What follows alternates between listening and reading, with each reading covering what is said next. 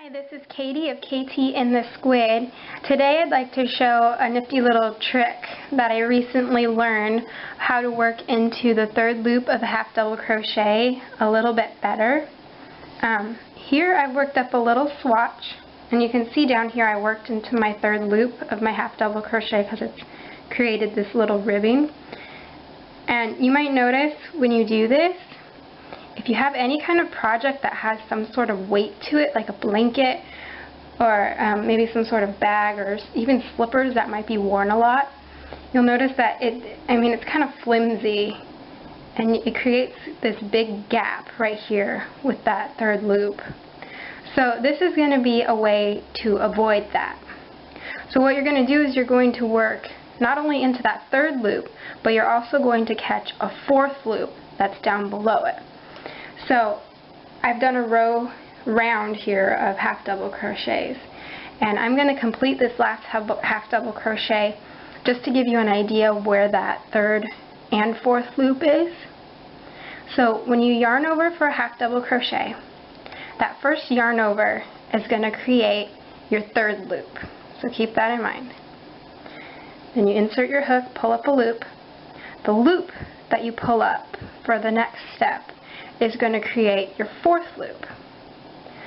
So here's your third loop, and this is going to be your fourth loop. So I'll just complete this stitch and join.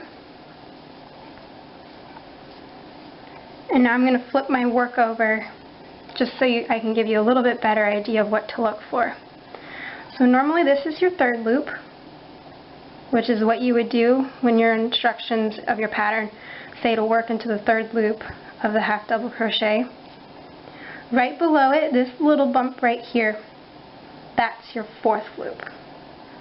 So we're going to secure this stitch a little bit tighter by inserting our hook to the fourth and third loop. So here I'll show you in the round. I chained one. The first one is a little bit hard to catch, so I'll show you.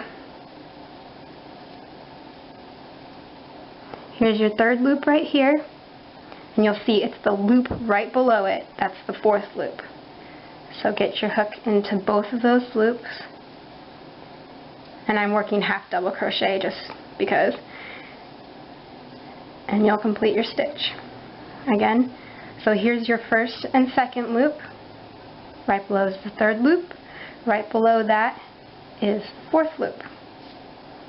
The fourth loop can be a little bit tricky because it's a little bit tighter, so just keep that in mind when you're working the row below, to keep your tension just a little bit loose so it's a little bit easier to get in there. And I'll complete the stitch.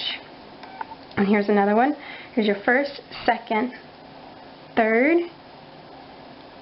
and fourth.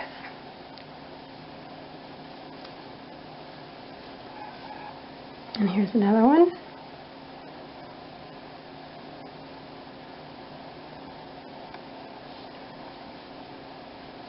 And so now you'll see when I tug on this round, or this round that I've started, it's a lot more secure than this one that I did the normal way down here.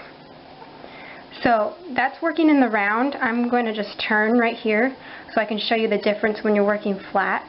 So I'll turn, and then again you'll see here's your third loop right here. Right below is your fourth loop. This first one's, the fourth loop is right back here. So you'll come from the bottom up, catch both of those loops, and complete your stitch. And then again, here's the top of your work.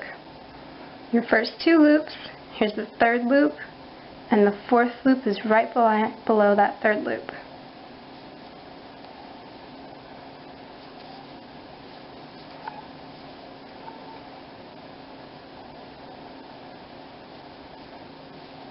So when your instructions tell you to work into the third loop, it might also be called the middle bar. You can just do this technique to make sure your work is a little bit more secure and more sturdy. You see it? You can't even really see the gap there at all. So that's how you work into the third loop a better way. Thanks so much.